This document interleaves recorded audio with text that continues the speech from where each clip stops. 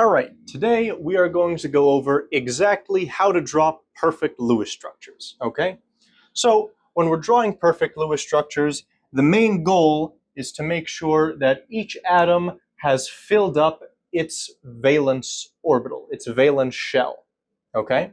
So, for the overwhelming majority of the atoms you're going to be dealing with, that means we want to have a complete octet on each atom, okay? Okay, for example, oxygen, all the way on the top right of your periodic table, can fit 8 electrons in its valence shell, okay? So we want to have oxygen with access to 8 electrons. The reason I say we want it to have access to 8 electrons is because in covalent bonds, electrons are shared. They don't exactly bond to one atom. So for example, let me walk you through the Lewis structure of water. Okay? So, hydrogen is unique because hydrogen, with its valence shell, can only fit 2 electrons. And it's probably the only example you're going to encounter of this, okay? So we want hydrogen to have access to 2 electrons. Oxygen is going to obey the octet rule. We want it to have 8 electrons because it can fit 8 electrons in its highest energy level, okay? So you can see in a covalent bond, in a single covalent bond, there are 2 electrons present in a covalent bond. And those 2 electrons are going to be shared between the atoms in the bond. So this hydrogen has access to these 2 electrons, its top shell is full, and it's happy. Same thing for this hydrogen. This oxygen has access to the 2 electrons in this bond, has access to the 2 electrons in this bond, and it has 2 lone pairs. So we have 1, 2, 3, 4, 5, 6, 7, 8 electrons that oxygen has access to. Okay? This is a perfect Lewis structure because all of the valence orbitals are full. Okay? Let's now try CO2 for practice. Okay? Another thing to know when we're drawing Lewis structures is an atom can only form a bond if it has an electron to donate to the bond, okay? We're going to cover more of that in our ionic and covalent bonds video, but that's the gist of what you need to know for right now, okay? Whenever we start to think about how we want to draw our Lewis structure, we first need to determine how many valence electrons each atom has, okay? Carbon has 4 valence electrons, and oxygen has 6, okay? These aren't hydrogen, which means we're going to want them to obey the octet rule. We want to get them to 8 electrons in their outer shell, no more, no less. Okay? So, since carbon has 4 electrons, it can engage in 4 bonds. So when I draw out my 3 atoms, I'm going to have an oxygen, a carbon, and an oxygen. My oxygen is going to have 6 electrons, 2, 4, 6. My carbon is going to have 4 electrons, and the other oxygen is again going to have 6 electrons. Okay? So the carbon, we're going to want it to have 8 electrons. So it's going to need to engage in 4 bonds to get 4 more electrons. Okay? Well, I could draw 4 bonds to this one oxygen. How does that work? Well, that would give this oxygen access to 4 more electrons, which would give it 10 electrons. No bueno. What about 3 to this guy, 1 to this guy? Okay. That would give this oxygen access to 1 more electron. Now it has 7 instead of 6. How about instead we do 2 bonds to each oxygen? In this case, our carbon has access to 2 electrons in this bond, 2 electrons in this bond, 2 electrons in this bond, and 2 electrons in this bond. Our carbon has access to 8 electrons. It's happy. The oxygen has donated 2 of its electrons to participate in 2 bonds. So this is no longer a lone pair. So it has 2, 4, 6, 8. Each lone pair or bond is worth 2 electrons, so this has 8. And this one, since it's exactly the same, it also has 8. Okay, that is the Lewis structure for CO2. Let's try dichlorine. Chlorine diatomic gas. Okay, I've got 2 chlorine atoms, and I know each chlorine atom has 7 valence electrons. That's what I need to figure out. I look at my periodic table, and I determine it has 7 valence electrons. Okay, so in order for it to get 8, it needs to participate in 1 bond.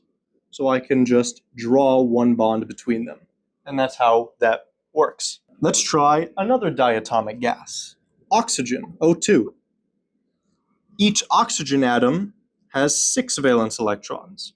So if I draw my 2 oxygen atoms, I know my oxygen atom needs to participate in 2 bonds in order to get access to 2 more electrons. So if I draw 2 bonds, I see that 2 of my electrons are participating in the bond, so I have 4 left over that aren't doing anything. So I have 2, 4, 6, 8. Everyone's happy. 8. Now, I'd recommend for you to stick around for a little bit because we're going to go over cases where the octet rule or the valence orbital rule is not obeyed. Okay, those are more advanced cases. All right, but let's do one more example of this first. Let's try ammonia, NH3. Okay, I know that nitrogen has 5 valence electrons and hydrogen has 1 valence electron. Okay, so if I draw my N and my 3 H's, I know that each hydrogen can only engage in 1 bond. So I'm going to draw my bonds like this, okay? Now, since nitrogen has 5 valence electrons, it's going to want to participate in 3 bonds to gain access to 3 more electrons, to get 8. So that's exactly what it's doing. It's participating in 3 bonds, so now it has a complete octet. It originally had 5 electrons. It's participating in 3 bonds, which means it has 2 electrons left over, which means we have 1 lone pair right here. Okay? And that is our Lewis structure. Now, we're going to go over a case that disobeys the octet rule, disobeys the valence orbital, fill up the valence shell rule. Okay? This is probably the most common question type. We are going to draw the Lewis structure for SO3. Okay, sulfur is a favorite for these types of problems. So how do you know that sulfur violates the octet rule? Well, simple answer. If you have an element that is in the 3rd row of the periodic table or below, it can violate the octet rule. Doesn't mean it will, it means it can. Sulfur wants to have 8 electrons, but it can go over that. That's how it violates the rule. So if I have a sulfur and 3 oxygens, how am I going to draw my Lewis structure? Well, I know that my oxygens, since they're not in the 3rd row or below, they need to obey the octet rule. Okay? An oxygen needs to engage in 2 bonds to go from 6 valence electrons to 8. Okay, so how about I bond the oxygen 2 double bonds to the sulfur? Each one has 2 double bonds to the sulfur. Well, the sulfur, we know it has 6 valence electrons, so we know it can make 6 bonds if it has to. Okay? But if you see here, the sulfur now engages in 6 bonds, which means it has access to 12 electrons. So it has exceeded its octet. It has an expanded octet. And now, since sulfur is in the 3rd row or below, it's allowed to do that. Okay, so this would be the best Lewis structure. Finally, we're going to talk about drawing the Lewis structures of charged molecules, okay? And the favorite here is the sulfate ion, SO4 2-, okay? So the rule when we're drawing ions is the charge, a negative charge, must be placed on the most electronegative atom, and a positive charge must be placed on the least electronegative atom. Okay? So I have my sulfur, and it has 4 oxygens. Okay? I know each oxygen wants to have a complete octet. Okay, so I'm going to draw each oxygen with 2 bonds. Well, now hold on a minute. My sulfur, like we said before, has 6 valence electrons. So it doesn't have enough electrons to engage in 8 bonds, as you're seeing here. It only has enough electrons to engage in 6. So how about we remove 1 or 2 of these bonds? Okay. Well, now each of my oxygens is upset because it doesn't have a complete octet. Well, now let's reference that rule I mentioned earlier. The most electronegative atom has to bear the negative charge. So what's the most electronegative atom here? Oxygen is closest to the top right, so oxygen is the most electronegative. So my oxygen atom has to bear an extra electron, an extra negative charge. Okay? So let me erase my bonds and let me start from scratch again. I know that the negative charge has to reside on my oxygen. Okay? I know oxygen has 6 valence electrons and sulfur has 6 valence electrons. If I were to give the negative charge, if I were to give the extra electron to oxygen, it would have 7 electrons. If I were to give 2 extra electrons to oxygen, it would have 8. It would have a complete octet, and it wouldn't be bonded to anything. So I can't give both electrons to one oxygen. I can only give one of them, okay? So I have 4 oxygens.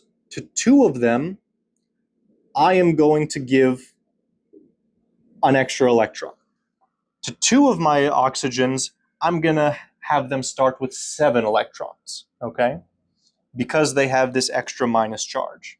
So randomly, let me say this one, I'm going to give an extra electron. This one, I'm going to give an extra electron. So now these 2 oxygens have 7 electrons, which means they only need to engage in one bond to gain access to another electron.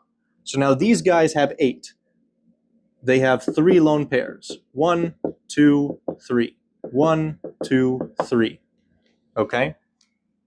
Now, these guys do not have this extra electron, so they're still going to need to participate in 2 bonds to gain access to 2 extra electrons. And I look back up here, my sulfur has 6 electrons, so it can participate in 6 bonds.